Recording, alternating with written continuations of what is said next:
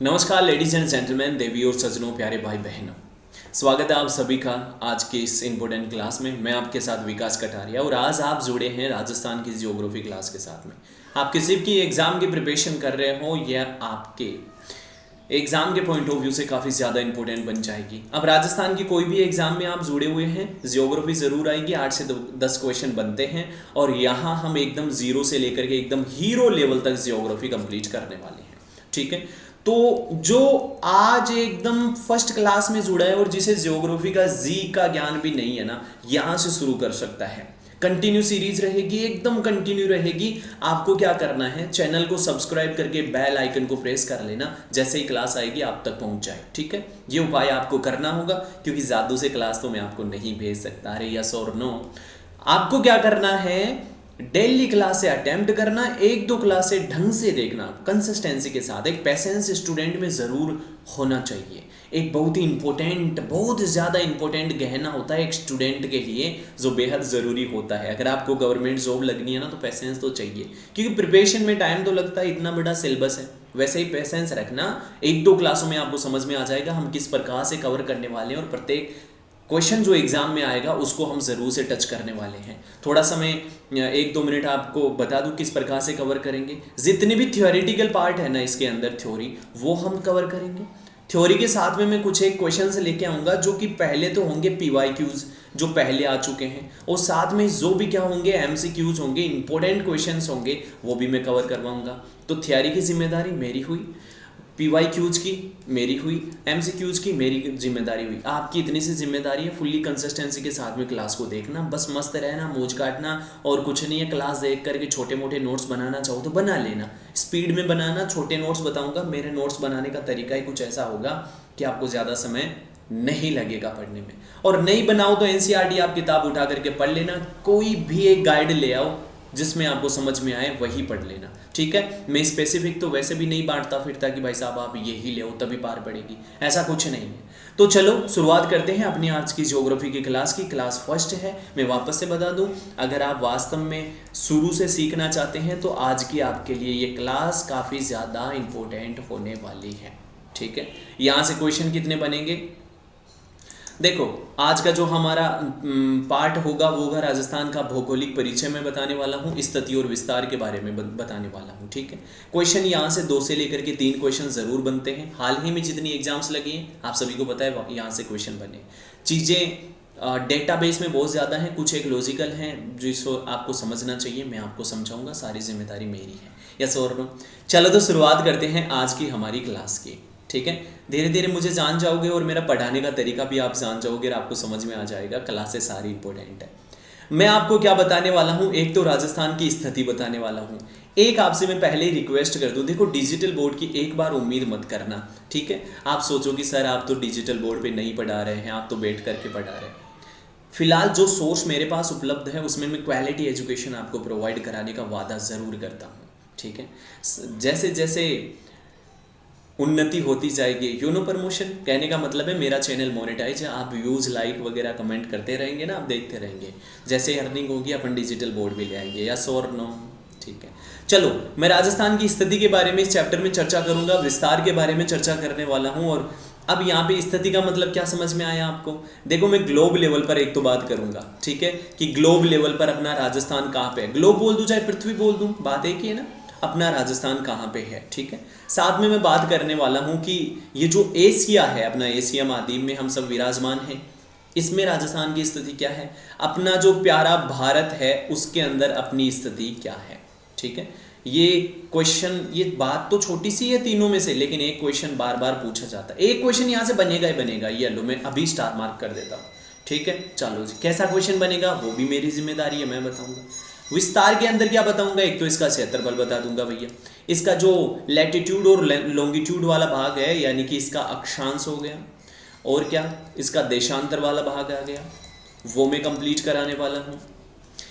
तो इस प्रकार से मैं विस्तार भी आपको मैं ही पढ़ाऊंगा और स्थिति भी मैं ही पढ़ाने वाला हूँ। जिससे विस्तार के अंदर हम सीमा भी देख लेंगे, क्षेत्रफल भी हम कवर कर लेंगे, है ना, कर्क रेखा के बारे में भी जानेंगे, क्योंकि राजस्थान को जो मेन रेखा टच करती है ना, वो कौन सी है, रेखा की बात नहीं कर रहा हूँ मैं, लाइन की बात कर रहा हूँ, है ना। तो कर्क रेखा के मैं बारे में यहाँ पे चर्चा करूंगा और कर्क रेखा से भी काफ़ी इंपॉर्टेंट क्वेश्चन बन जाता है। एक क्वेश्चन यहाँ से बनने वाला है, मोटा मोटी तो मैं आपको क्वेश्चन बता दिया हूँ, ठीक है। और जितने इंपॉर्टेंट क्वेश्चन बनते हैं जो पहले आ चुके हैं वो भी मैं आपको बताता चलूंगा, यस और नो। शुरुआत करें अपने मुख्य चैप्टर की। ये तो अपना ये हो गया कि इस प्रकार से पढ़ेंगे, तो पहले ग्लोब लेवल पर आप जान लो। चलो जी, अब यहाँ थोड़ा सा गौर करना, थोड़ा सा आपको गौर करने की जरूरत है, ज़्यादा लोड देने की जरूरत नहीं। मैं हूं ना यहाँ पर। आपको क्या करना है, इसे समझना है। पृथ्वी क्या है, ये ग्लोब मान लो चाहे पृथ्वी मान लो। अब इसको मैं क्या कर रहा हूं, इसको मैं दो भागों में बांटने वाला हूं। मैंने एक हॉरिजॉन्टल लाइन बना दी है, आड़ी रेखा बना दी है पृथ्वी को कट करने के लिए। बोले सर एक बात बताएं क्या हम आपको। मैंने कहा कि बताओ भाई साहब, जो भी बात हो ना वो जरूर से बताओ। बोले सर देखो आपने दो भागों में तो बांटा है, इस भाग को बोलते हैं उत्तर साइड यानी नॉर्थ, और इसको बोलते हैं दक्षिण साइड यानी साउथ। मैंने कहा बिल्कुल, आप तो इंटेलिजेंट हैं। ये वाला जो आ जाता है इसे बोलते हैं उत्तरी गोलार्ध। गोलार्ध का मतलब एक गोला था, उसको अर्ध भागों में तोड़ दिया, ये गोलार्ध हो गया, उत्तरी गोलार्ध। ठीक है भाई साहब, ये हो गया उत्तरी गोलार्ध। जैसे मैंने हॉरिजॉन्टल लाइन बनाई पृथ्वी को दो भागों में, उत्तर और एक बना दिया मैंने दक्षिणी गोलार्ध। उत्तर गोलार्ध और दक्षिणी गोलार्ध, यस और नो। अगर इस पृथ्वी को मैं फिर से दो भागों में बांट दूं, कैसे बांटूंगा इसको, फिर से मैं यहां से दो भागों में बांट देता हूं। ये लो, मैं बांट दिया इसको नॉर्थ और ये कर दिया साउथ। पहले किस तरफ था, पहले ईस्ट और यहां पे था वेस्ट। डायरेक्शन समझते चले जाना भैया जी, अगर डायरेक्शन आप नहीं समझेंगे ना तो यकीन मानो कोई फायदा बिल्कुल भी नहीं होने वाला है। तो ये तो नॉर्थ पोल आ गया, उत्तरी ध्रुव, और यहाँ पे आ गया इसके अपोजिट में साउथ। ये हो गया यहाँ पे पूर्व ईस्ट हो गया, और यहाँ हो गया पश्चिम वेस्ट हो गया। उत्तरी गोलार्ध हो गया ऊपर वाला, नीचे वाला हो गया दक्षिणी गोलार्ध। इस साइड में जो गोलार्ध कटा है इसको भी तो अर्ध भागों में बांटा है हमने, यस और नो। नॉर्थ और साउथ की तरफ जैसे ही हमने खड़ी रेखा खींची है वर्टिकल लाइन, तो ये दो भागों में फिर से बट गया। तो ये हो गया पूर्वी गोलार्ध, कौन सा हो गया, ये हो गया पूर्वी गोलार्ध, और यहाँ हो गया पश्चिमी गोलार्ध। ठीक है, ये छोटी छोटी बातें हैं, आपको पता होनी चाहिए। पूर्वी पश्चिमी गोलार्ध के अंदर बांट दिया जाता है। अब एक छोटी सी बात जो आपको बेहद जरूरी है जाननी। बोले सर क्यों जानना है, क्योंकि यहाँ से क्वेश्चन बनता है। मैं इन सबको हटा देता हूँ क्योंकि इतनी बातें तो आप ऑलरेडी जान गए हैं कि पूर्वी गोलार्ध पश्चिमी गोलार्ध ये सब क्या है। अब देखो, यहाँ मैं फिर से एक बार पृथ्वी को क्या करता हूँ, वर्टिकल लाइन्स और यहाँ हॉरिजॉन्टल लाइन में वापस से बांट देता हूँ। ये वर्टिकल लाइन क्या है, हॉरिजॉन्टल लाइन क्या है, देशांतर और अक्षांश जब पढ़ाऊंगा तो आपको समझ में आ जाएगा कि मैं कैसे बांट रहा हूँ और क्या है। ठीक है, इतना आपको समझ में आ जाएगा। फिलहाल इसको ऐसे समझो कि हमने इसको लाइनों के द्वारा भागों में बांटा है। ये इसकी दिशा कौन सी आ गई, बोले सर साउथ, नॉर्थ, ये हो गई साउथ, ये हो गई ईस्ट और ये हो गई वेस्ट। कोई प्रॉब्लम, बोले नहीं है। नॉर्थ और ईस्ट के बीच में एक कोण पाया जाता है, लिसन अगेन, नॉर्थ और ईस्ट के बीच में एक कोण पाया जाता है। इस कोण को कहा जाता है ईशान कोण। ये बोले सर इंपोर्टेंट है क्या, अरे वेरी वेरी इंपोर्टेंट है भैया जी। ठीक है, और यहाँ साउथ और ईस्ट के बीच में भी अगर आप देखेंगे तो एक और कोण पाया जाता है, और इस कोण को कहा जाता है अग्नि कोण। कौन सा कोण, अग्नि कोण। आग्नेय कोण के नाम से भी इसे जानते हैं। कहीं पर आपको लिखा हुआ मिल जाए तो डरना नहीं है, अग्नि कोण ही है। साउथ और वेस्ट की तरफ भी आप देखेंगे तो ये भी एक कोण है जिसे बोला जाता है नैऋत्य कोण। यस और नो, नैऋत्य कोण हो गया। इसी प्रकार से नॉर्थ वेस्ट की साइड में भी एक कोण पाया जाता है, और इस कोण को कहा जाता है क्या, इस कोण को कहा जाता है वायुव्य कोण। ठीक है, बताओ इतनी बात समझ में आ गई। वापस से एक बार देख लो, इंपॉर्टेंट है, रिवाइज करा देता हूं। नॉर्थ ईस्ट की साइड में तो आ गया है ईशान, ईशान के जस्ट नीचे देखना साउथ ईस्ट में है अग्नि कोण। यहां पर देखो साउथ वेस्ट में कौन आ जाएगा, नैऋत्य कोण, और यहाँ नॉर्थ वेस्ट में कौन आ जाएगा, वायुव्य कोण। यस और नो, इनको याद रखना, अब काम में आने वाली है आगे। अब यहाँ से हम जान लेते हैं कि भाई ग्लोब लेवल पर स्थिति क्या है ना। सबसे पहले मैं बात कर रहा हूँ ग्लोब लेवल की। ये ग्लोब है, पृथ्वी है, बात एक ही है। आप समझदार हैं, छोटी मोटी बातें तो आप समझ जाएंगे। यहाँ पर अगर आप गौर करेंगे तो ये 0 डिग्री है। ठीक है, क्या है, 0 डिग्री। ओके, जिसे क्या बोलते हैं, ग्रीनविच लाइन। ये लो, ग्रीनविच लाइन। ठीक है, ग्रीनविच रेखा 0 डिग्री पे है, प्राइम मेरिडियन नाम से भी इसे जाना जाता है। ये लो, 0 डिग्री से आप नीचे की तरफ देखो, मैं सीधी रेखा खींच रहा हूँ, गौर करना, छोटी छोटी चीजें आपका बेसिक कंप्लीट करेंगी।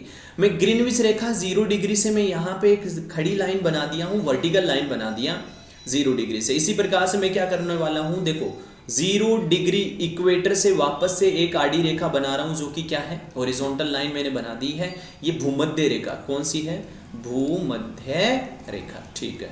वो ग्रीनविच लाइन हो गई, ये भूमध्य रेखा है। ये प्राइम मेरिडियन नाम से जानते हैं, इसे इक्वेटर लाइन के नाम से जानते हैं। चलो और आगे चर्चा करूंगा, वापस से नाम आ जाएगा अगर जिसे को नहीं पता है। ये पृथ्वी का प्रतिच्छेदित बिंदु यानी कि केंद्र आ गया, ठीक है, ठीक है।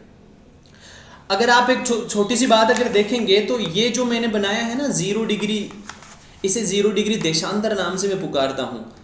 0 डिग्री देशांतर, बोले सर बात समझ में आ गई। और इसे क्या कहते हैं, और मैंने आपको बता दिया ग्रीनविच लाइन इसे हम बोलेंगे, और इसी को बोला जाता है दुनिया की मानक रेखा। दुनिया की मानक रेखा से मतलब क्या है, सॉरी थोड़ा सा टेक्निकल इशू आ गया। हाँ, तो दुनिया की मानक रेखा का मतलब है GMT। क्या हो गया, GMT।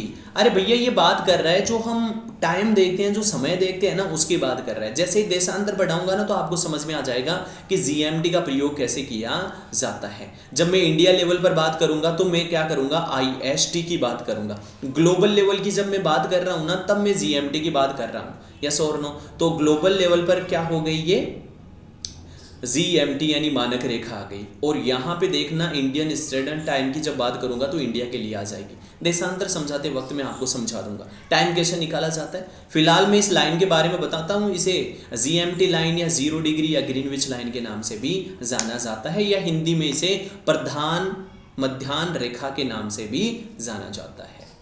प्रधान मध्याह्न रेखा, क्लियर है क्या।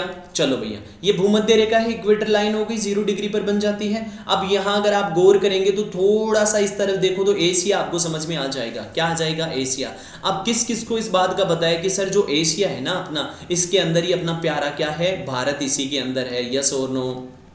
और इसी भारत के अंदर अपना क्या है, प्यारा सा राजस्थान है, यस और नो। यानी मैं बात तो एशिया की कर रहा हूँ, एशिया अपने लिए इंपोर्टेंट है। तो ये क्या नॉर्थ है क्या, बोले सर हाँ नॉर्थ है। इसके अपोजिट में साउथ आ गया, और ये हो गया ईस्ट, और ईस्ट के अपोजिट में क्या आ गया, वेस्ट आ गया, यानी पश्चिम आ गया, ठीक है। तो क्या आप मुझे यहाँ दिशा बता सकते हैं एशिया की। अगर मैं एशिया की बात करूं चाहे मैं भारत की बात करूं, बात तो एक ही है ना, क्योंकि नॉर्थ ईस्ट के अंदर क्या आ जाती है स्थिति। जब भी मैं एशिया की बात करूंगा तो इंडिया की बात करूंगा, इंडिया की बात करूंगा तो मैं राजस्थान की बात करूंगा, यस और नो। एक छोटी सी बात यहां से गांठ बांध लेना, थोड़ी देर बाद में आपको लॉन्गिट्यूड और लैटिट्यूड बताऊंगा, उसमें भी वापस से बताऊंगा, लेकिन फिर से याद रख लो। ये उत्तर है क्या, बोले हाँ सर नॉर्थ यानी तो उत्तर ही होता है। मैंने कहा सही बात है, उत्तर। ये कौन सा गोलार्ध आ गया, उत्तरी गोलार्ध, ठीक है भाई साहब। और ये ईस्ट का मतलब क्या हो गया, बोले सर पूर्वी। बोले ये तो छोटी सी बात है, ये हमें क्यों बता रहे हो, थोड़ी सी देर बाद में आपको समझ में आ जाएगा कि आपके लिए कितना इंपॉर्टेंट है। एक बात बताओ, क्या मैं यहां पर आपको दक्षिण और पश्चिम लिखवाया, बोले नहीं सर। इसका मतलब जब भी मैं लैटिट्यूड लॉन्गिट्यूड अक्षांश और देशांतर की बात करूंगा तो केवल उत्तरी अक्षांश की बात करूंगा और पूर्वी देशांतर की बात करूंगा। बोले सर एक बात समझ में आई आपकी बात से। मैंने कहा कौन सी, बोले सर आप ये कह रहे हैं कि जब भी आप देशांतर की बात करेंगे, जब भी आप देशांतर की बात करेंगे और अक्षांश की बात करेंगे तो केवल उत्तरी और पूर्वी नाम ही काम में लेने वाले हैं। मैंने कहा बिल्कुल सही पकड़ा। क्यों, क्योंकि भैया जी अपना एशिया है ही उत्तर पूर्व के अंदर, यस और नो। तो हम भला दक्षिण और पश्चिम का नाम क्यों लेंगे। उत्तरी अक्षांश की बात करूंगा, उत्तरी अक्षांश और पूर्वी देशांतर। ये देशांतर पूर्व के साथ में क्यों लगा, उत्तर के साथ में अक्षांश क्यों लगा, थोड़ी देर बाद में समझ में आ जाएगा। फिलहाल के लिए इतना याद रखो। आपको इतना समझ में आ गया, नॉर्थ ईस्ट के अंदर अपना एशिया है, अपना भारत है प्यारा, इसी में राजस्थान समाया हुआ है। 10 और 9 सही है भैया, आगे बढ़ो। तो नॉर्थ ईस्ट बोल दे, या इसी कोण को कौन सा कोण बोला जाता है, ईशान कोण। कौन सा कोण, ईशान कोण। बोले सर इंपॉर्टेंट है क्या, बहुत बार एग्जाम में पूछा जाता है और मैं हर बार इसे ट्रिपल स्टार मार्क करता हूं, ऐसे ही क्वेश्चन पूछने वाला है। क्लियर है क्या। बोले सर इतना तो समझ में आ गया। अगर इतना समझ में आ गया ना तो ये तो था ग्लोब लेवल पर, ईशान कोण के अंदर आ जाता है ग्लोब लेवल पर, नॉर्थ ईस्ट में। अब मैं आपको समझा देता हूं एशिया लेवल पर, ठीक है। एशिया, ये एक बात बताओ, मैं फिर से क्या इसे दो भागों में हॉरिजॉन्टल और वर्टिकल लाइंस में बांट सकता हूँ क्या? बोले सर बांट तो कोई दिक्कत नहीं, आप इसे केवल डायरेक्शन में बांट रहे हैं। ये नॉर्थ है, ये साउथ है, ये ईस्ट है, ये वेस्ट है, हमने रट लिया, हमें याद हो चुका है। और बोले सर आप कुछ भी मत बताओ, हमें इतना पता चल चुका है कि ये साउथ है, ये वेस्ट है, और इनके बीच में ही अपना प्यारा भारत है। और इस प्यारा भारत की जो डायरेक्शन है वो साउथ वेस्ट है, और साउथ वेस्ट वाले कोण को क्या बोला जाता है? बोले सर हमें ऑलरेडी पता है, नैऋत्य कोण बोला जाता है। बताओ बात समझ में आ गई क्या? तो जब भी एशिया के संदर्भ में बात करेगा तब आप क्या कहेंगे? साउथ वेस्ट के अंदर अपना राजस्थान, अपना प्यारा भारत पाया जाता है। जहां जहां भारत होगा ना, ग्लोब लेवल और एशिया लेवल पे, वहां वहां अपना राजस्थान होगा। 10 और 9 बदलेगा कब? जब हम भारत पे आ जाएंगे। इतनी सी इजी सी बात है। एशिया का समझ में आ गया, ग्लोब का समझ में आ गया, आगे बढ़ जाओ। आगे यहां पर आ जाता है अपना प्यारा भारत। चलो भैया जी देखिए क्या देखना है, ये अपना है प्यारा भारत। मैं पेन चेंज कर लेता हूं ताकि आपको दिख जाए। मैं पूरा ध्यान रखूंगा इस चीज़ का, है ना, कि आपके लिए जो जो अच्छी चीज़ हो ना वो मैं सारी कवर करता चलूं, क्योंकि मुझे ऐसा लगा कि ये पेन आपको नहीं दिखेगा। ये प्यारा भारत आ गया। अब एक बात बताओ। बोले सर रुको रुको, हम खुद से बता देंगे। हमें पता है ऊपर वाला जो सिर है नोज की तरफ नॉर्थ होता है, ये अपना नॉर्थ, ठीक है, नोज। और यहाँ उसके जस्ट अपोजिट साइड में कौन आ जाएगा? यहाँ पे आ जाएगा अपना साउथ। कौन आ जाएगा? साउथ। यस और नो? ईस्ट ये हो गया। ईस्ट साइड में अपना क्या होता है भाई? सूरज। बोले सर ये ईस्ट है, और इस तरफ अगर आप आ जाएंगे तो ये हो जाएगा वेस्ट। ये लो वेस्ट हो गया। जब मैं पढ़ा रहा हूं ना इस समय, तो बाहर इतनी तेज बिजलियां गर्जन कर रही हैं ना कि पूछो मत। गिरेंगी नहीं, ऐसा मत सोचना कि आप मेरी क्लास लेते हुए आप में गिर जाएगी, ऐसा कुछ नहीं होगा, है ना? ठीक है, तो यहाँ नॉर्थ, साउथ, ईस्ट, वेस्ट, उत्तर, दक्षिण, पूर्व, पश्चिम आपको समझ में आ गया। अब बोले सर रुको, हमें एक चीज़ और समझ में आ गई। अरे मैंने कहा क्या समझ में आ गई? बोले सर देखो, यहाँ पे एक काम करो, यहाँ इसको ऐसे बांट दो। क्या करो? ऐसे बांट दो। मैंने कहा ये लो भैया जी, मैंने इसको डायरेक्शन में क्या कर दिया? बांट दिया। क्या किया? डायरेक्शन में मैंने इसको क्या कर दिया? बांट दिया। यस और नो? कर्क रेखा में। और ये आ गई अपनी ये वाली जो रेखा है ना, इसके बारे में बता देता हूँ। ये है 82.5 डिग्री। कितनी? 82.5 डिग्री IST है। हवा में मत उड़ा देना इस चीज को। 82.5 डिग्री IST है, इंडियन स्टैंडर्ड टाइम। और इसी के द्वारा हम क्या करते हैं? भारत का हम टाइम ज्ञात करते हैं। मैंने थोड़ी देर पहले आपको GMT बताया था ना, ग्लोबल लेवल पर जो मानक समय रेखा थी उसकी बात करा था ना, उससे ये IST 5.5 घंटे आगे है। कितनी? 5.5 घंटे आगे है। कैसे है मैं थोड़ी देर बाद में आपको बताऊंगा। फिलहाल याद रखना GMT से IST 5.5 घंटे आगे है। तो ये 82.5 डिग्री वाली रेखा आ गई है, जिसे क्या बोलेंगे? बोले सर इतना तो पता है, आपने कहा था पूर्वी बोलेंगे। मैंने कहा सही बात है, और इसे कहेंगे देशांतर। यस और नो? जब भी मैं वर्टिकल लाइन की बात करूंगा, खड़ी रेखा की, वो देशांतर है। ठीक है, तो ये हो गया पूर्वी देशांतर। ठीक है, ठीक है। क्वेश्चन क्या पूछेगा? अपना जो इंडियन स्टैंडर्ड टाइम यानी कि भारतीय जो मानक समय रेखा है ना, वो कितने डिग्री पर है? 82.5 डिग्री पर है। ठीक है। GMT से कितनी आगे है? 5.5 घंटे आगे है। आगे बात करते हैं। ये नॉर्थ, साउथ, वेस्ट, ईस्ट वाला अपना प्रोग्राम चल रहा था, और अपना राजस्थान देखो यहाँ पे आ गया। कहाँ पे? यहाँ पे आ गया। ये अपना क्या है? प्यारा राजस्थान। बोले सर एक बात बताएं। मैंने कहा बताओ। बोले सर ये एक तो नॉर्थ और वेस्ट के बीच में है। मैंने कहा सही पहचाना। और इसका जो कोण होता है ना सर, वो नैऋत्य कोण होता है। कौन सा कोण होता है? नैऋत्य। बिल्कुल सही पहचाना। अब मुझे एक बात बताओ, ग्लोब लेवल पे बता दिया, एशिया लेवल पे बता दिया, इंडिया लेवल पे बता दिया, कहीं से भी क्वेश्चन आएगा आप गलत करोगे क्या? नहीं करोगे। मैंने चित्र बना करके बता दिया है। डायग्रामेटिक समझाने का यही फायदा होता है कि हम ज़्यादा लर्निंग कर पाएँ, ज़्यादा समय तक हम याद रख पाएँ। यही हमारे न्यूरोलॉजिकल साइंस है भैया। तंत्रिका तंत्र की जो सेल्स होती हैं, न्यूरॉन्स, उनको आप जिस प्रकार का व्यू दिखाएंगे वो ज़्यादा समय तक याद रख पाएंगे, क्योंकि हमारी नर्वस सेल्स भी मेमोरी सेल्स की तरह कार्य करती है। यस और नो? तो डायग्रामेटिक मैंने आपको समझा दिया है। बाकी आपकी जिम्मेदारी है कि आप कितना समझ पाते हैं। छोटी मोटी बातें और बता दूं क्या? बोले सर बता दो, क्या ही टेंशन करना। बोले सर तो चलो छोटी छोटी सी बातें और मैं आपको समझा देता हूं। यहां पे आ जाओ।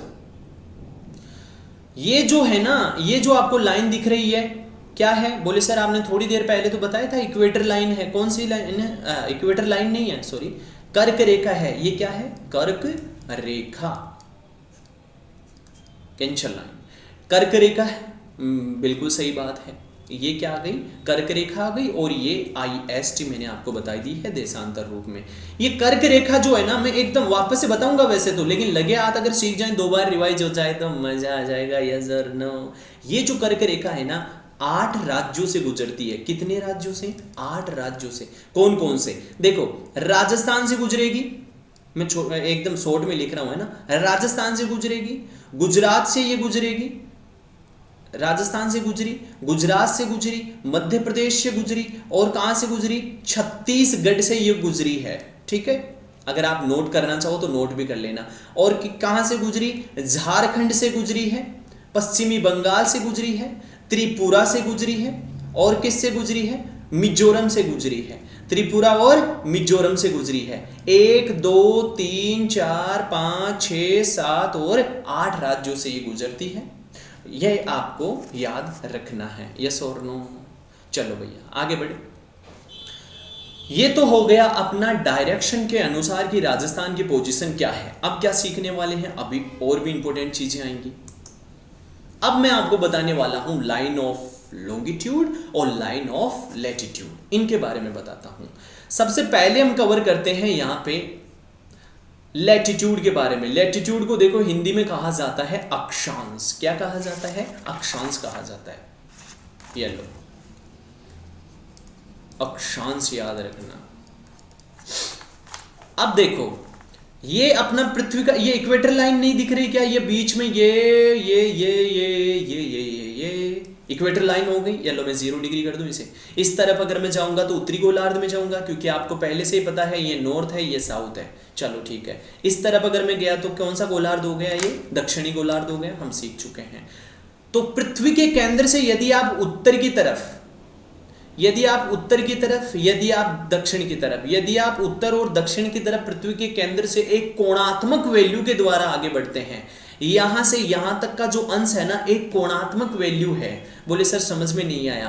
अरे आपने 0 डिग्री के बाद में ये देखा है क्या? 23.5 डिग्री। और डिग्री का मतलब आप समझ रहे हैं क्या? ये एक कोणात्मक वैल्यू बता रहा है। क्या बता रहा है? कोणात्मक मान। यस और नो? इसका मतलब हुआ जब भी आप केंद्र से, पृथ्वी के केंद्र से दक्षिण की तरफ या उत्तर की तरफ जाएंगे तो एक कोणात्मक वैल्यू होगी, और यही कोणात्मक वैल्यू है वो क्या कहलाती है?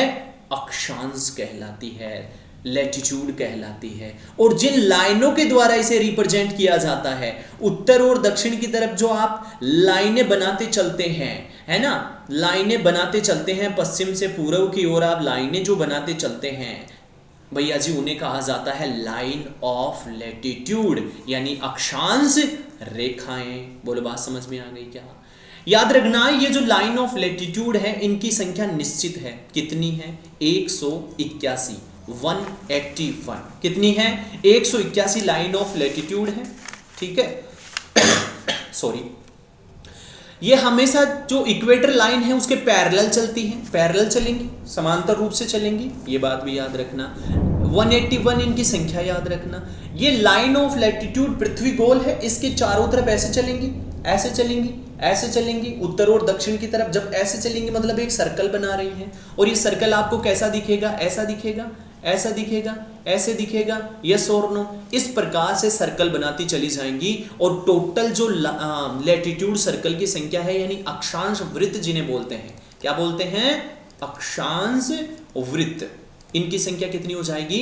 179। 2 संख्या कम हो जाती है। क्यों? क्योंकि ये जो 90 डिग्री नॉर्थ पोल है ना, ये तो है 90 डिग्री नॉर्थ है ना, इधर नॉर्थ लैटिट्यूड। अब आप नीचे की तरफ देखो, ये भी कितना है? 90 डिग्री साउथ लैटिट्यूड। तो नॉर्थ लैटिट्यूड और साउथ लैटिट्यूड 90 डिग्री की वैल्यू के अंदर जो है वर्त की संख्या एक कम हो जाती है। बाकी रेखा तो होगी, लाइन ऑफ लैटिट्यूड तो होगी। बात समझ में आ गई?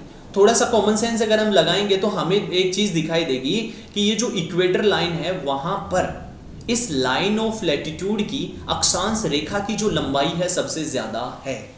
यही क्वेश्चन पूछेगा कि जो अक्षांश लाइन ऑफ लैटिट्यूड है, अक्षांश रेखा है, सबसे ज्यादा लंबाई कहां पे है, कहां सबसे ज्यादा लंबाई पूछेगा और आप कहेंगे भूमध्य रेखा पर, भूमध्य रेखा पर। यस और नो दे देंगे जवाब। सबसे कम कहां पे हो गए, इसके ध्रुवों पर, नॉर्थ लैटिट्यूड और साउथ लैटिट्यूड में।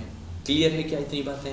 ये बात हो गई इंपॉर्टेंट। अगर आप थोड़ा सा गौर से देखेंगे तो बोले सर हमें एक चीज तो समझा दो, ये यहां इक्वेटर लाइन से आप नॉर्थ की तरफ गए, मैंने कहा हाँ गया, ये कुछ तो दूरी होगी, मैंने कहा हाँ है, तो क्या सर ये दूरी जो है आप साउथ और नॉर्थ की तरफ जा रहे हैं, क्या ये निश्चित है?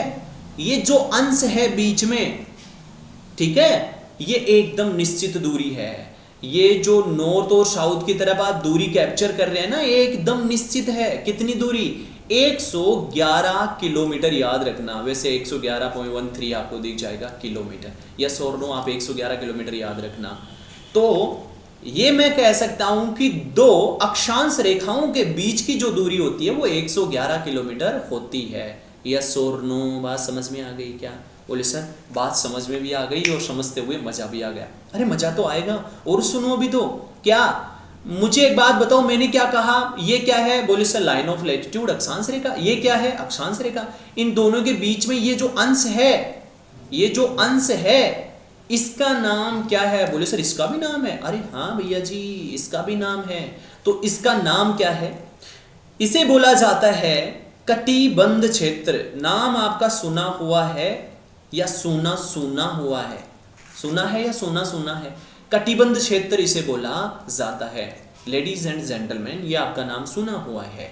आपने सुना होगा कि जब हम 0 डिग्री इक्वेटर लाइन यानी भूमध्य रेखा से जस्ट ऊपर की तरफ जाते हैं तो उष्ण कटिबंध आ जाता है। उष्ण कटिबंध, बस यही कटिबंध है। इन लाइन ऑफ लैटिट्यूड के बीच में ये जो क्षेत्र है इसे कटिबंध बोला जाता है। क्वेश्चन आएगा एग्जाम में, येलो में स्टार मार्क कर देता हूं, बता देना। ठीक है, ठीक है भाई साहब। फिर उष्ण कटिबंध के बाद में शीतोष्ण, फिर क्या शीत कटिबंध, इस प्रकार से। बोले सर मैंने आपके बोलते हुए एक बात कैप्चर कर ली। मैंने कहा कौन सी बात कैप्चर कर ली भाई तूने मेरे बोलते हुए? बोले सर आप इंप्रेस हो जाएंगे। कौन सी बात? बोले सर आपने कहा कि उष्ण कटिबंध, शीतोष्ण कटिबंध और शीत कटिबंध। आपने तो मौसम के बारे में बता दिया। मैंने कहा बिल्कुल सही है। इसका मतलब जो अक्षांश का कार्य है ना, आखिर अक्षांश बनाए क्यों, हमें क्यों जरूरत पड़ी इन अक्षांश की लैटिट्यूड की? क्योंकि ये हमें बताते हैं मौसम के बारे में। किसके बारे में? मौसम के बारे में। क्या मौसम ना बोल करके मैं बोलूंगा जलवायु, और भी सही रहेगा, जलवायु के बारे में। ठीक है, उष्ण कटिबंध ज्यादा गर्मी वाला है, शीतोष्ण थोड़ा ठंडा हो गया। आर्कटिक प्रदेश, अंटार्कटिक प्रदेश की तरफ जाएंगे, शीत प्रदेश में ज्यादा ठंडा हो जाएगा। यानी जलवायु के बारे में बता रहा है या नहीं बता रहा? मौसम तो इतना अच्छा शब्द नहीं है, जलवायु अच्छा शब्द है, तो जलवायु के बारे में बताता है। यस और नो? एक दूसरा दूरी भी तो बता रहा है ना। बोले कहा हाँ, क्योंकि 0 डिग्री के उस तरफ जाएंगे, कोणात्मक वैल्यू 23.5 डिग्री लेंगे, फिर 66.5 डिग्री लेंगे, तो एक दूरी को भी तो बता रहे हैं ना। तो याद रखना ये जो अक्षांश है वो दूरी को बताता है और जलवायु को बताता है। ऑप्शन में दिखेगा, टिक करके आ जाना। बताओ इतनी बात समझ में आ गई क्या? तो ये जितनी भी मैंने बातें बताई हैं, ये बताई हैं लैटिट्यूड के बारे में, यानी कि अक्षांशों के बारे में। इतनी समझ में आ गई बात? अगर आपको इतनी बात समझ में आ गई है तो अब आपको सीखने की जरूरत है क्या? लॉन्गिट्यूड के बारे में। लॉन्गिट्यूड के बारे में भी जान लो, बहुत आसान तरीके से आप समझ जाओगे, क्योंकि ज्यादातर कॉन्सेप्ट तो आप सीख चुके हैं। 0 डिग्री ग्रीनविच लाइन हो गई है ना, GMT हो गई। हाँ बोले हो गई। अब मैं यहां से लेकर के एक लाइन बना रहा हूं, वर्टिकल लाइन बना दी मैंने। बोले सर बिल्कुल बना दी। येलो वर्टिकल लाइंस मैंने बना दी है। हाँ बना दी येलो। ये हो गई GMT। प्रधान मध्याह्न रेखा या 0 डिग्री या ग्रीनविच लाइन, कुछ भी बोलो आप। तो इसको मैं क्या कर रहा हूं, ऐसे वर्टिकल लाइंस के अंदर ऐसे बांटते चला जा रहा हूं, बांटते चला जा रहा हूं, बांटते चला जा रहा हूं, बांटते चला जा रहा हूं।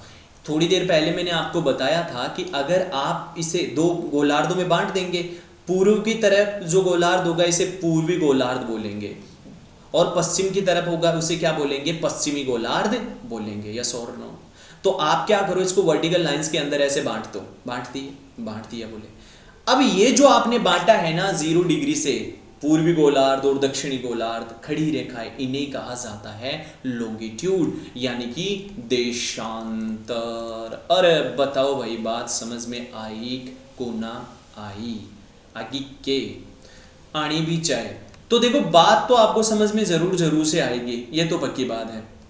तो ये क्या हो गया, देशांतर हो गया। कैसे? 0 डिग्री से अगर आप ऐसे इसको क्या करते हैं, उत्तर, ये नॉर्थ है और ये साउथ है, नॉर्थ से साउथ की तरफ जैसे ही जाते हैं तो आप बना देते हैं देशांतर यानी लॉन्गिट्यूड। अब ये जो लाइनें बनाते हैं इन्हें बोला जाता है लाइन ऑफ लॉन्गिट्यूड। यस और नो? लाइन ऑफ लॉन्गिट्यूड, जैसे मैंने लाइन ऑफ लैटिट्यूड की संख्या बताई थी, वैसे ही 360 इसकी भी होती है। लाइन ऑफ लैटिट्यूड की कितनी है? 181, और इसकी कितनी है? 360। यानी आपने पृथ्वी को ऐसे ऐसे ऐसे जो लाइन ऑफ लॉन्गिट्यूड बनाई है उनकी संख्या है 360 है। बताओ बात समझ में आ गई क्या? तो कितनी संख्या हो गई? 360। एग्जाम में जैसे क्वेश्चन पूछे आपको बता देना है। अब एक बात बताओ, इन दोनों के बीच में आपको ये गैप दिखाई दे रहा है क्या? बोले हाँ सर बिल्कुल, आपने कहा था कि ये जो आप लाइनें बनाते हैं उन लाइनों के बीच का जो गैप होता है ना वो निश्चित होता है। मैंने कहा आपको तो याद है? बोले हाँ सर, कैसे याद नहीं होगा, अभी सीखा है। इस वाले भाग को क्या कहा जाता है? इस पे थोड़ा गौर करना, इसे कहा जाता है गौर। क्या? गौर। ठीक है, उसको कहा जाता था कटिबंध, इसको कहा जाता है गौर। ये जो लाइन ऑफ लॉन्गिट्यूड है यानी देशांतर है, वो हमारे लिए किस प्रकार से उपयोगी है? तो याद रखना ये समय को बताता है, और इसीलिए मैंने यहाँ पर GMT लिखा था। 0 डिग्री पर तो ग्लोबल लेवल पे जो मानक समय रेखा है वो ज्ञात करते हैं, और जब हमारे पृथ्वी की हमारे भारत की बात आ जाती है तो वो 82.5 डिग्री हो जाता है। मैं पहले ही बता चुका हूँ। अब समझ में आया मैं वहाँ पर 82.5 डिग्री IST क्यों लिखा था? यही वजह थी कि वो समय को ज्ञात करता है। और पूर्वी देशांतर क्यों लिखा था? क्योंकि अपना जो एशिया है वो पूर्व साइड में है, क्योंकि जब लंबाई की हम बात करेंगे ना वर्टिकल लाइंस की, तो वो पूर्व की तरफ जा रहा है। ध्यान से अगर देखेंगे तो ये ईस्ट वाला भाग आ गया, ये वेस्ट वाला भाग गया। ठीक है, तो ये अपना जो ग्लोब लेवल पर एशिया था वो पूर्व दिशा में ही तो था। और अक्षांश की हम बात करेंगे तो उत्तर की तरफ था, क्योंकि अक्षांश क्या होता है? आड़ी रेखाएं होती हैं, और आड़ी रेखा यानी कि उत्तर की तरफ जाना, और यहां पे क्या आ जाएगा? पूर्व की तरफ जाना। इसलिए देशांतर के साइड में हमेशा लगता है क्या? पूर्व, इसीलिए बोलते हैं इसे पूर्वी देशांतर। और जब अक्षांश की बात करते हैं तो क्या लग जाता है यहाँ पे? अक्षांश की बात करते ही लग जाता है उत्तरी अक्षांश। ये लो मैं लिख देता हूं, उत्तरी अक्षांश। अब याद रखना, जब भी राजस्थान की, जब भी भारत की, जब भी एशिया की बात आएगी, अक्षांश के साथ में तो आप उत्तरी याद रखना, और पूर्व के साथ में देशांतर याद रखना, यानी पूर्वी देशांतर। ऑप्शन में आपको क्या करेगा? पश्चिमी देशांतर बोल देगा। ऑप्शन में आपको क्या करेगा? दक्षिणी देशांतर या फिर अक्षांश बोल देगा, और यहाँ पर आपको गलत हो जाएगा। चाहे आप वैल्यू सही लिख करके आएंगे ना, फिर भी गलत हो जाएगा। इसीलिए मैंने कहा था पूर्व और उत्तर पे थोड़ा सा गौर करना। आप समझ में आ गया? ठीक है, अगर आपको अब समझ में आ गया है तो एक कॉमन सेंस से बात